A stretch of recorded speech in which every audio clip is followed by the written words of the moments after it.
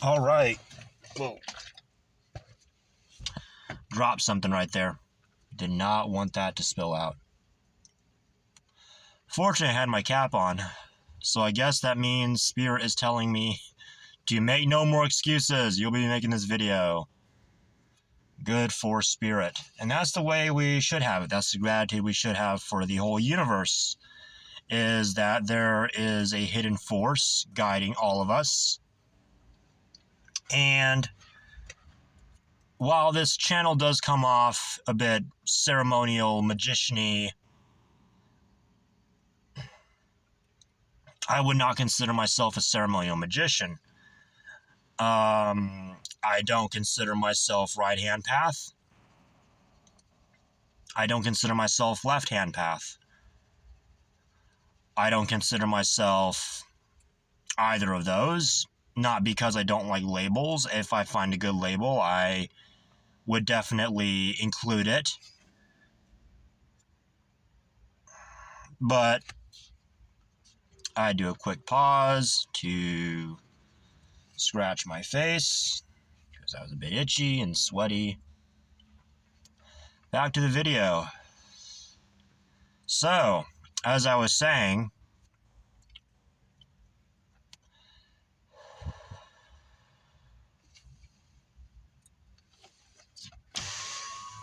I'll crack the window all the way. Get some of this frickin' smoke out of the car. Anyways, as I was saying,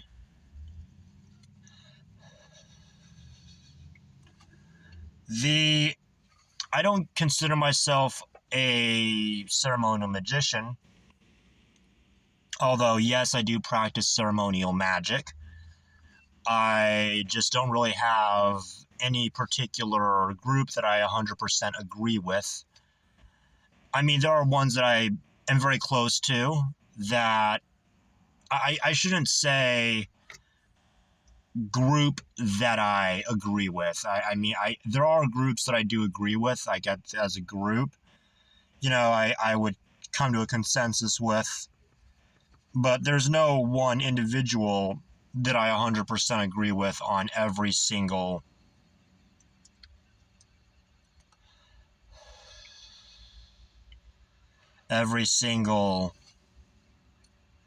topic. I would say that I align quite a bit with Sufism, with Rosicrucianism, with a lot of different traditions. But I don't consider myself a Rosicrucian. I don't consider myself a Sufi because Sufism is a practice. It's not a religion. You can say that there are people that, practice Sufism. There are people that, would actually be considered Rosicrucian. Like, Rosicrucians are group. It's an actual title. Like, you could be a Rosicrucian, but you can't really be a Sufi per se. It's more of a practice than it is a title. It's not like Muslim. There's people that are Muslim. There's Sunni Muslims, there's Shia Muslims, there's other kinds of Muslims, but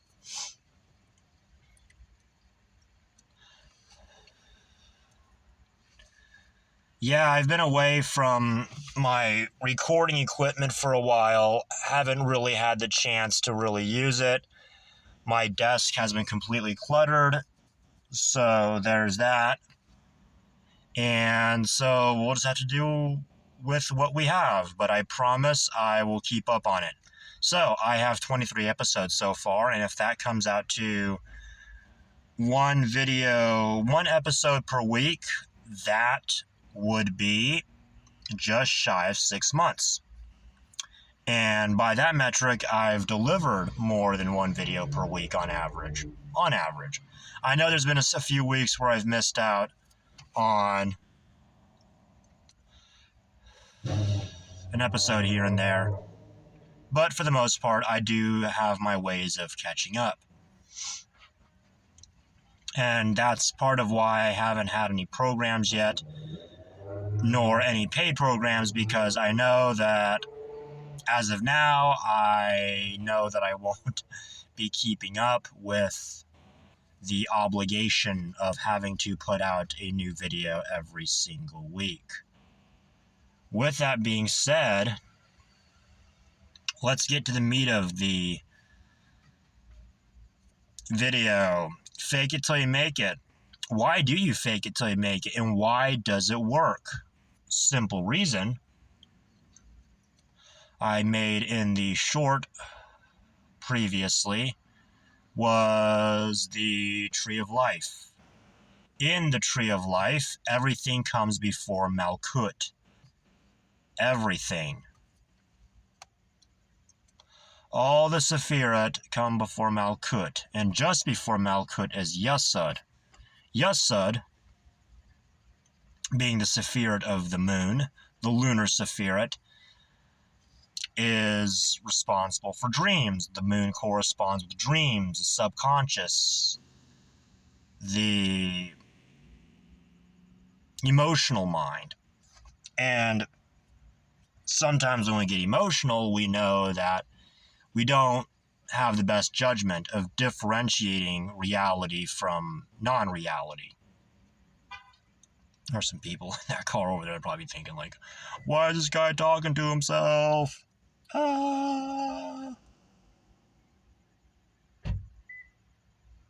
Just like trying to keep my head down. Anyways, as I was saying,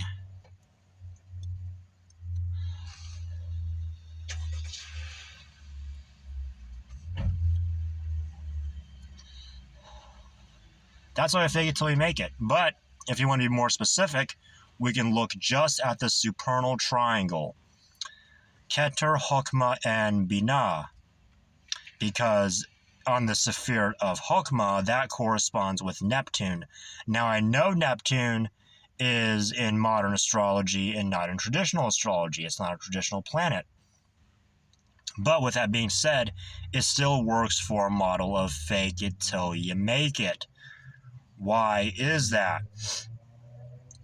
Because Neptune is actually specifically the planet for dreams and illusions.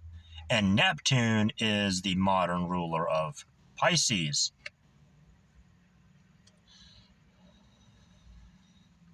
For those of you that want to get nitty-gritty, yes, Neptune is the modern ruler of Pisces. Did I say a Sephirat of Pisces? That is so wrong.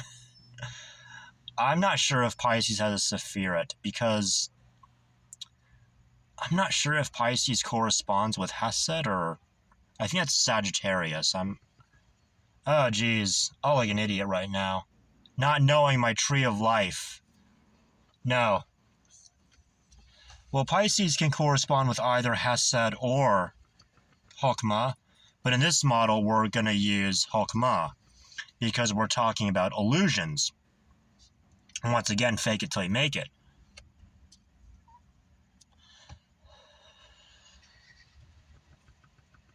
And Neptune being the Sephirat right before Binah, Binah is essentially taking everything that came from Keter as a source down to Chokmah, which is simply just expansive, this expansiveness, and Binah condenses it down.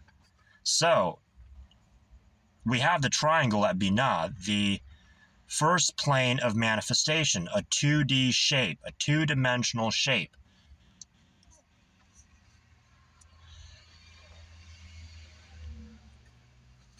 And so for that reason, that makes sense in our model. I think that'll be about it, and I think that I'm pretty much repeating myself at this point, so that'll be it. And we're out.